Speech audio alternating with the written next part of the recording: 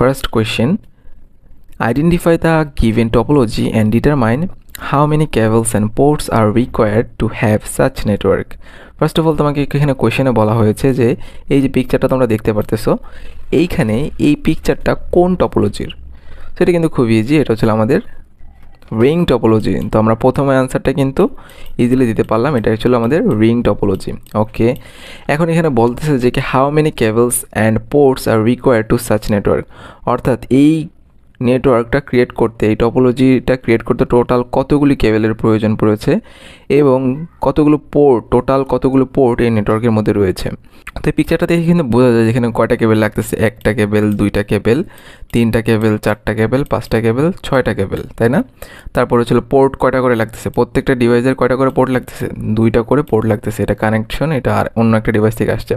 তাহলে প্রত্যেকটা দুইটা করে হলে আমাদের টোটাল কয়টা ডিভাইস আছে, পাঁচটা ডিভাইস আছে, তাই না? ছয়টা ডিভাইস আছে, তাহলে 6 দুগুণে 12টা। তাহলে আমরা কিন্তু ইজিলি ফাইন্ড আউট করতে পারলাম।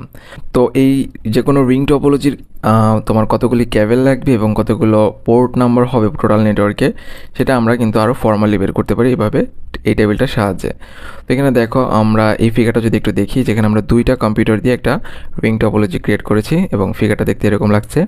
এবং আমাদের দুইটা কম্পিউটারের রিং টপোলজি ক্রিয়েট করতে গেলে আমাদের কয়টা করে কেবল লাগতেছে, দুইটা করে কেবল লাগতেছে, মানে টোটাল দুইটা কেবল লাগতেছে।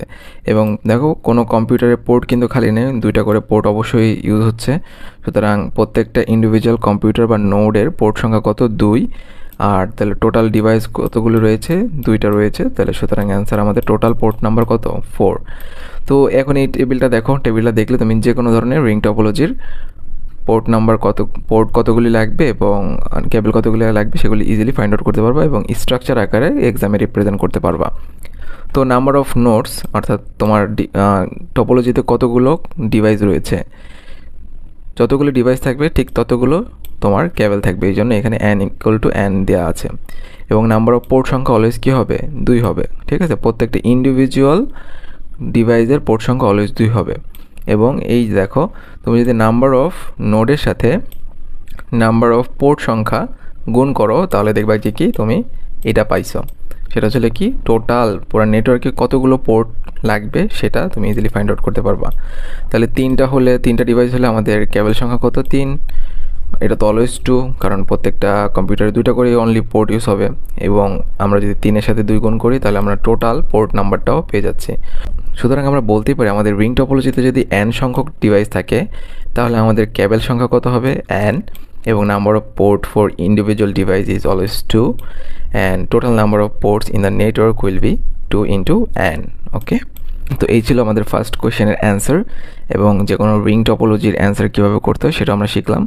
তো এই যে টেবিলটা যে আমরা মুখে বললাম সেটা একটু আমরা দেখি, যে দেখো 3টার জন্য আমাদের কীভাবে লাগতেছে।